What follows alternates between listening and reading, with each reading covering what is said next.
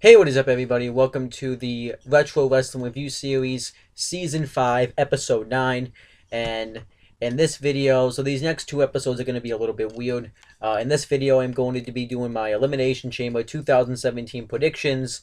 And in the next video, which is going to be the final episode of the season, I am going to be doing the Elimination Chamber 2017 review itself. I know it's a little complicated, but I didn't really plan on doing it this way. But I was thinking, I'm going to have to probably end up doing it next year anyways when the Elimination Chamber comes around again. So why not just get all of them out of the way and just, review them all, just review every single one so that way I don't have to do it again next year. So, I figured why not just go ahead and do it. And I was just kind of like, why not? So, I am now going to be kind of giving you my preview and predictions. I'm going to kind of explain the storylines and give my predictions about who I think is going to win these matches and stuff. I actually kind of can't wait to do this. So, before I start, this obviously you could say technically started, when they did the brand extension. Raw and SmackDown became their own separate brands, which meant that they also got separate pay-per-views. And this pay-per-view right here was exclusive to SmackDown Live, which I think is pretty interesting. We are now going to be SmackDown Live. This is the last pay-per-view before WrestleMania, and SmackDown Live got the Chamber. I'm fine with them getting the Chamber. I think SmackDown actually deserves it better than Raw because SmackDown has more guys that you could use for the Chamber, because a lot of them are in this match, which I'll get to. Some I think that should be in this match, some I think that shouldn't be in this match. So I am fine with SmackDown having the Chamber spot. SmackDown Live I think has just been really good. I would say this past couple of months, they've had really good storytelling. I think they've had really good matches. I would say this past few weeks it's been kind of because obviously we have stuff that I just don't care for. But I think this pay-per-view actually has a chance of delivering. It has a full match code, which I'm happy about. I feel like SmackDown Live got screwed out of matches that they could have happened at the Royal Rumble. So I'm glad that we get to have all these matches here, and they're kind of redefining it and kind of fixing their mistake. Which I hope that doesn't happen at WrestleMania, because I actually am kind of worried about that. Which I don't think it's going to happen, because WrestleMania is going to be longer, so. And if you haven't been watching wrestling for a few years, or if you just been living under a rock, you can watch this pay-per-view via the WWE Network, which came out on February 24th, 2014. It's actually been kicking around for almost 3 years. It's kind of hard to believe that the WWE Network's been around for almost 3 years. I actually still can't believe that. It feels like it was just yesterday that I was subscribed to the network. I've been subscribed since the beginning, which I kind of somewhat regret. You can get this pay-per-view for $9.99, or you could have gotten it had you had subscribed for free had you had subscribed at the Rumble, or if I had you had subscribed on the day of the pay-per-view, which was on Sunday, February 12th, 2017, sorry.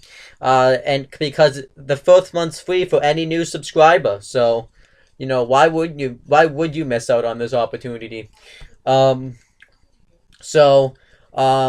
also you can probably pirate the show somewhere. I think you can still order it online, but why would you do that? It's like $50, which in reality would be better for the WWE. But whatever. This network thing has worked out somewhat, and hasn't worked out on the other hand. So now that I've kind of talked about how you can get the pay-per-view, and make sure too when you go to watch the show, you check out the 1 hour pre-show or kickoff. I don't know what they call it now. Where you can get some analyst panels, and you can get some stuff from them talking about the show, and it will give you one final chance to finally check it out. But you can also check out the pre-show on Facebook Live. You can also check it out on YouTube. You can check it out, I believe, on WWE.com. So you have a lot of options to go with. So make sure you check that out. So now let me get to the matches on this show. So I'm going to talk about the storyline. I'll go through it pretty in-depthly. And I'm going to also talk about the... I'll go over the storylines and give my predictions for them. So we have the first match on the show. It's going to be on the kickoff. It's Mojo Rawley versus Kurt Hawkins. This match really has no storyline behind it. It's just a match randomly thrown on the show. I don't really know why this match is on the show, but it's on the kickoff, so I'm not going to complain about it too much. This is a type of match you would probably expect for the kickoff. So you know, whatever. You know, you have Mojo Rawley, who's now kind of running singles now. You have Kurt Hawkins, who returned in the summertime, and, you know, he's done nothing. I actually forgot that he was even signed with WWE because we haven't seen him in so long. So, if I had to say who was going to win, I'm going to say Mojo Rawley. I definitely think that he really has... I mean, he really hasn't been on SmackDown Live all that much either, but he's definitely someone I think they want to do something with in the future, and I just don't see Kurt Hawkins winning. I don't really think they see much talent in Kurt Hawkins. There's more potential in Mojo. They see more potential in Mojo Rawley, but I mean, really, I'm just gonna be honest. Whoever wins this match really doesn't benefit. I think you know, whoever wins this match is just gonna be in the same spot no matter what. So that's just kind of what I think is gonna happen. This is just a random match to get two guys on the pay-per-view, and I just see Mojo Rawley winning. That's just kind of how it is. Then we have the actual matches on the shows themselves, or on the show itself. We have the first match. It's a 2-on-1 handicap match. Dolph Ziggler versus Kalisto and Apollo Crews. I find it very odd that Dolph Ziggler, who recently turned heel, is working... actually has to wrestle two baby faces. I get that he kind of talked himself into this match, but it's really weird because Dolph Ziggler, the heel, has to overcome the odds and face two baby faces. Really, it should be the opposite. It doesn't really work in a heel dynamic. You know, you could say that he put his foot in his mouth and he said that to Daniel Bryan, but I just kind of find it weird. But I'll kind of explain the build-up. So, after Dolph Ziggler was defeated by Baron Corbin on an episode of SmackDown, Baron Corbin was going to beat the crap out of him with a steel chair, but he was saved by Kalisto. And then afterwards, Dolph Ziggler super kicked Kalisto's head off, officially turning heel.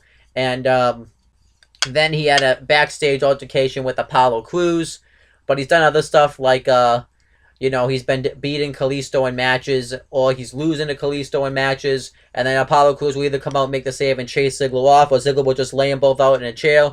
And on the SmackDown, on the go-home show of SmackDown, we had Ziggler and Apollo Crews in a match, and Apollo Crews ended up knocking off Dolph Ziggler, and Ziggler just laid him out with a chair. Kalisto tried to make the save, and Ziggler was able to lay him out with the chair as well. So then he had a confrontation backstage with Daniel Bryan, the SmackDown general manager, and you know, he said that he could beat both of them at the same time. So Daniel Bryan is giving him just that opportunity, which really doesn't make any sense. But like I said, and this Dolph Ziggler heel turn really doesn't work. Putting him in a match like this too, where he has to overcome the odds in a 2-on-1 handicap match, doesn't help.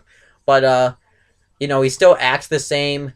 And he really hasn't changed all that much from his heel persona. Like, he's still the same Dolph Ziggler to me. Like, he wrestles a little bit more of an aggressive style, but I don't really see a change in his actual character itself. And I really don't think this match is going to do what it needs to do and get him really over as a heel, because Apollo Crews and Kalisto really aren't that over as baby faces.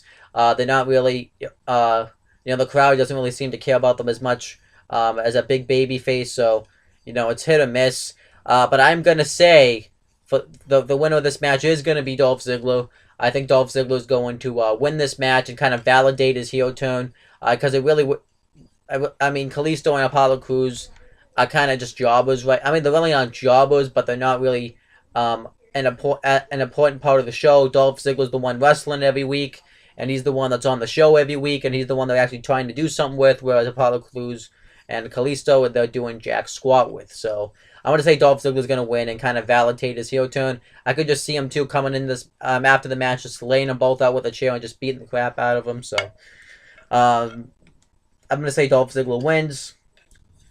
Then we have the first of 3 women's matches on this show. We have a match between Becky Lynch and Mickie James. And this feud I'm actually pretty interested in. It all started pretty much when Mickie James dressed up as La Luchadora on an episode of SmackDown to kind of play mind games with Alexa Bliss, who was the SmackDown Women's Champion. But then the very next week, during a SmackDown Women's title match between Alexa Bliss, somebody dressed up as La Luchadora made an appearance and cost Becky Lynch the SmackDown Women's title. So then they were trying to find out who La Luchadora was. And then finally, in a steel cage match between Alexa Bliss and Becky Lynch, La Luchadora had come out again and cost Becky Lynch again the SmackDown Women's title. And then Becky Lynch was able to unmask La Luchadora, and we found out that it was none other than Mickie James. And Mickie James was somebody, too, that had returned to the WWE recently. She had been gone for 7 years, and she recently just came back at NXT TakeOver Toronto in November of 2016. So we knew that, and we had already known that she had signed a contract under the main roster and that she was going to SmackDown, and she did just that. And she said, pretty much that the reason that she attacked Becky Lynch is because she feels like that that all her accomplishments are being thrown under the bus and that she's not as responsible as creating the women's revolution. Becky Lynch is getting all the credit for it.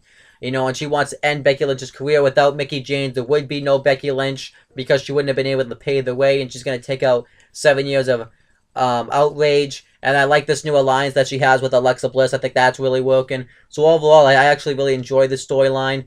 And as for who's going to win, I would say Becky Lynch is going to win to put over a new star, and that still could very well happen. However, I don't think that's going to happen. Mickie James really needs to reestablish herself as a threat to that women's division, and she hasn't really had a big victory yet. I don't think she's won it. She's only wrestled tag matches, so she hasn't really, and she's lost both tag matches. So I would like to see Mickie James get a victory, and you could do this match maybe again at WrestleMania, or you could do this match again on an episode of SmackDown or something like that. So I'm going to say that Mickie James is going to pull out the victory and defeat Alexa Bliss. Not Alexa Bliss, Becky Lynch. It could be help from Alexa Bliss, though. You could... I could see that happening, but I'm going to say that Mickie James is going to pull out the victory here. And I actually see this match being, I could see this match being really good. You have Becky Lynch, who's a great women's wrestler, and you have Mickie James, who's also a great women's wrestler. So you put them both together, and you got magic.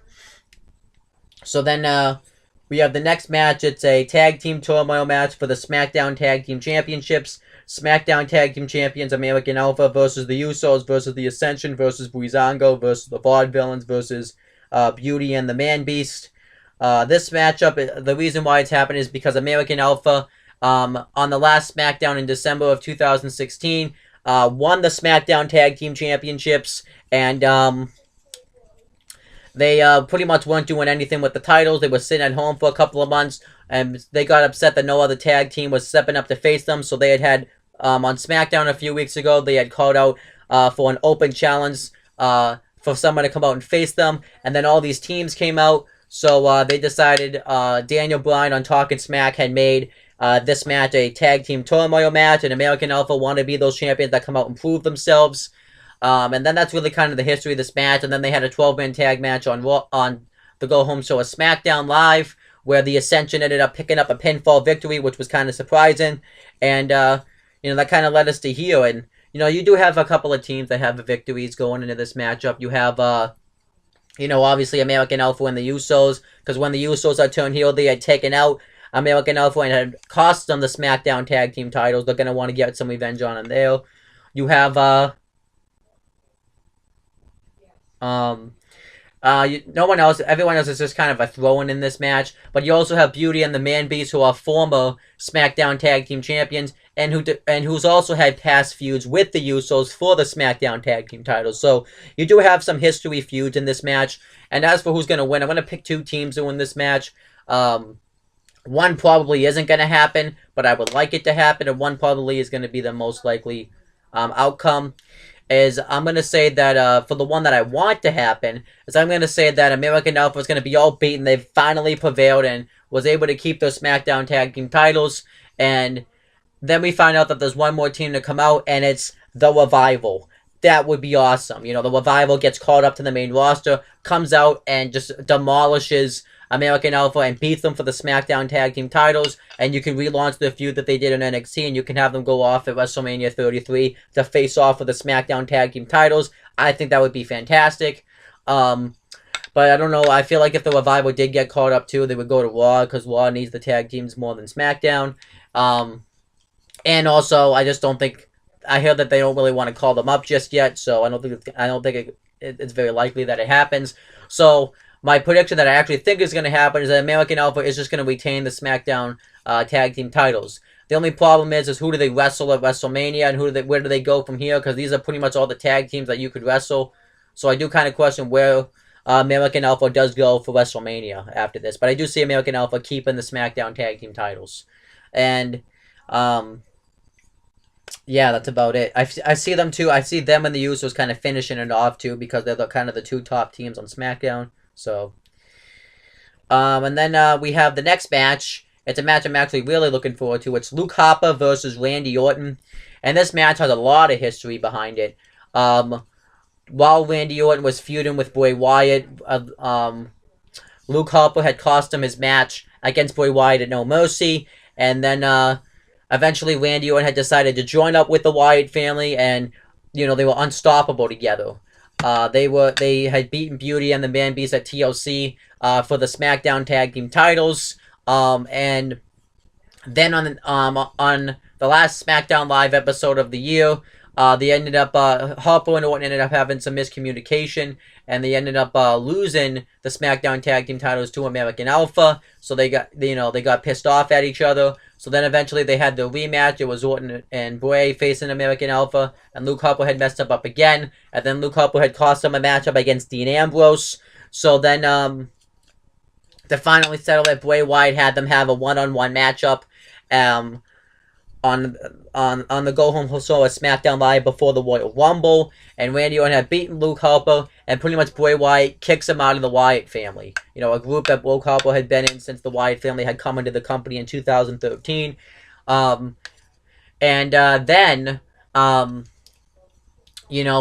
at the Royal Rumble, it was Randy Orton and Bray Wyatt, and Luke Harper made his entrance, and he had finally turned babyface, and he turned his back on Bray Wyatt and Randy Orton.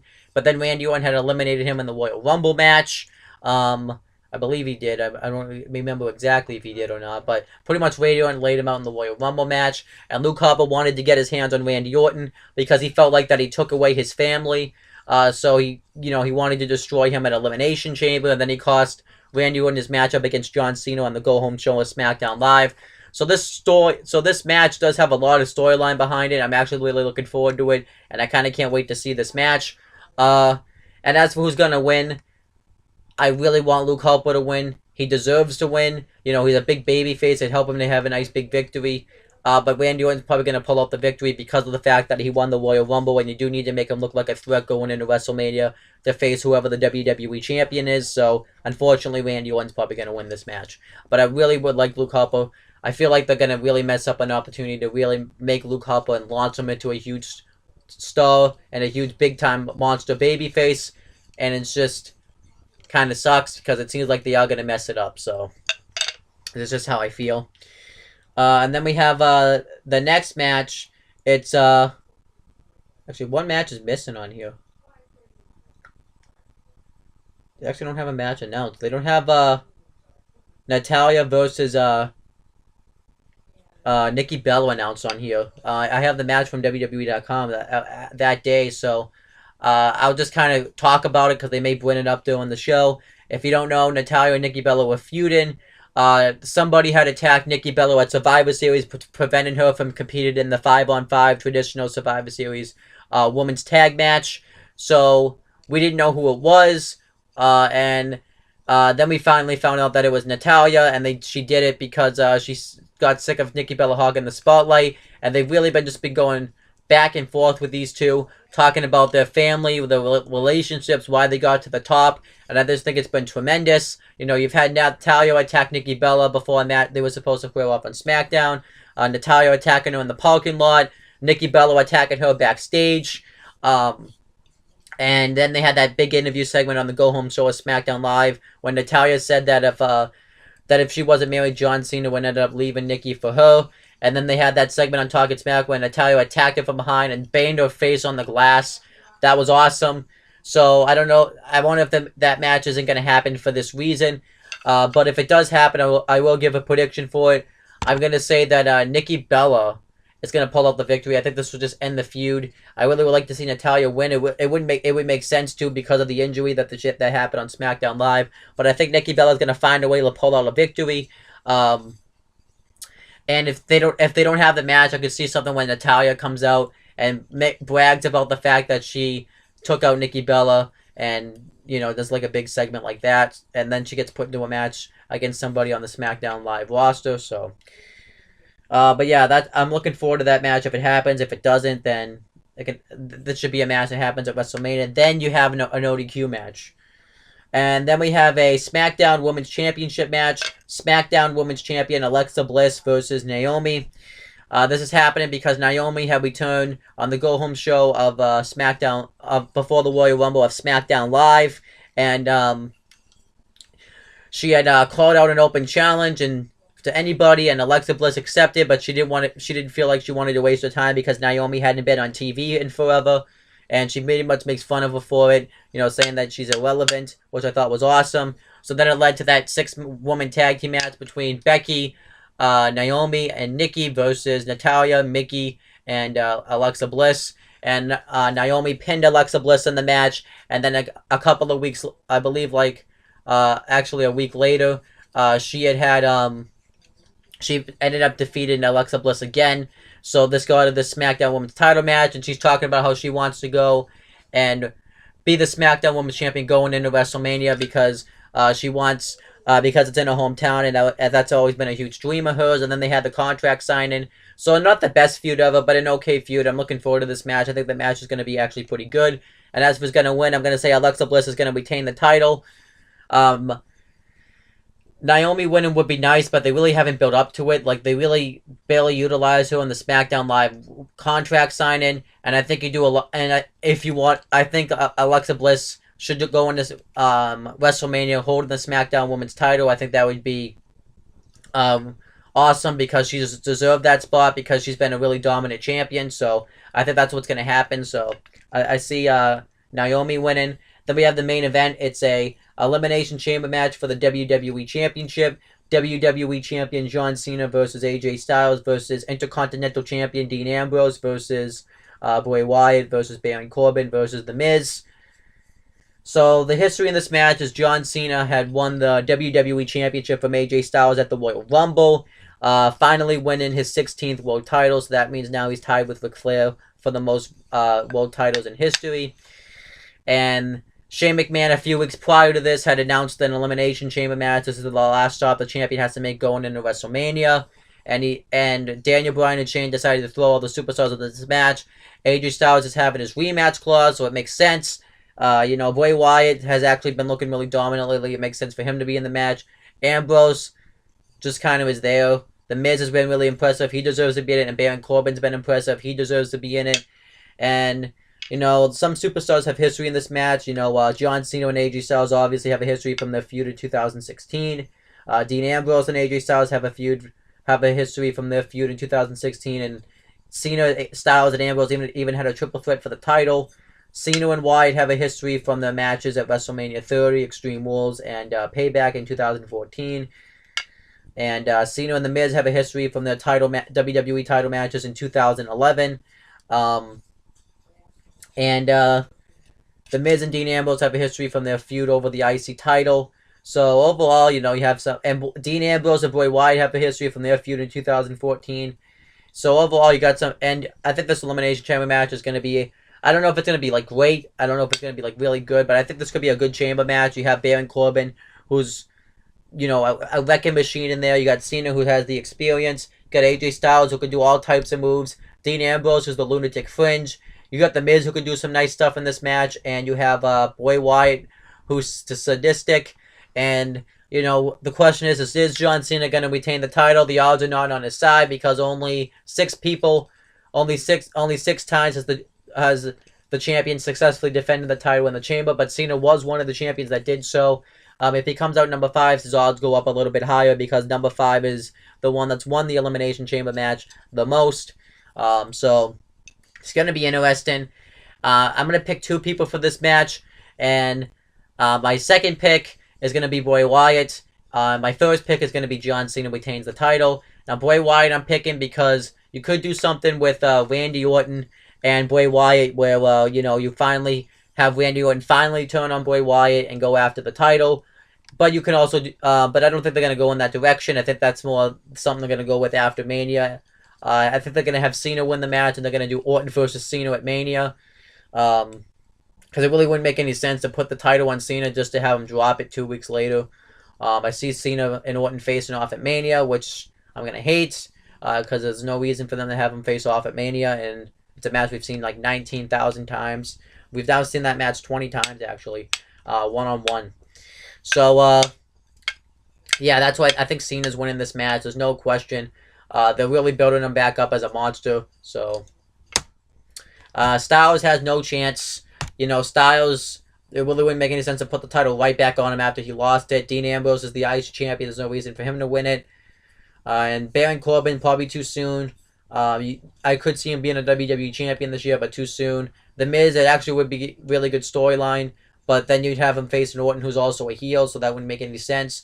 So that's who I think. So I'm going to say Cena or Wyatt wins. So you could say, well, Wyatt's a heel and Orton's a heel. Well, then Orton can turn face and finally turn on Bray Wyatt. And it would make sense because he's taken away the Wyatt family from him. So I'd be interested in seeing an Orton-Wyatt match, but he doesn't deserve to be for the title at Mania. And having Wyatt just win the title wouldn't make any sense. Just to have him, because he's obviously going to drop it to Orton at Mania. So why would it would just be a bad utilization of Bray Wyatt. So those are my predictions. I'm going to repeat them. I predict that on the kickoff match, Mojo Rawley is going to beat Kurt Hawkins. I predict that Dolph Ziggler is going to win the 2-on-1 handicap match. I predict that Becky Lynch is going to beat... I predict that Mickie James is going to beat Becky Lynch. I repeat, Mickie James is going to beat... Mickie James is going to defeat Becky Lynch. Mickie James is going to beat Becky Lynch. I predict that either... American Alpha are going to retain the SmackDown Tag titles, or the Revival are going to be called up and win the SmackDown Tag Team titles. I predict that Randy Orton's going to defeat Luke Harper. I predict that Alexa Bliss is going to retain the SmackDown Women's title. And I predict that either Bray Wyatt's going to become the brand new WWE Champion, or John Cena is going to become the brand new WWE Champion. And if the Nikki Bella and Natalya match happens, I predict that Nikki Bella is going to win. And that's pretty much it, guys. I hope you guys have enjoyed this video. And, I'm now going to go watch Elimination Chamber and give my review for it. So stay tuned to the next episode. Make sure to subscribe to all my channels on the Talkinator and Wrestling, and CM Brothers, and subscribe to this channel, Wrestling Fortune 44. That's pretty much it, guys. Talk to you later.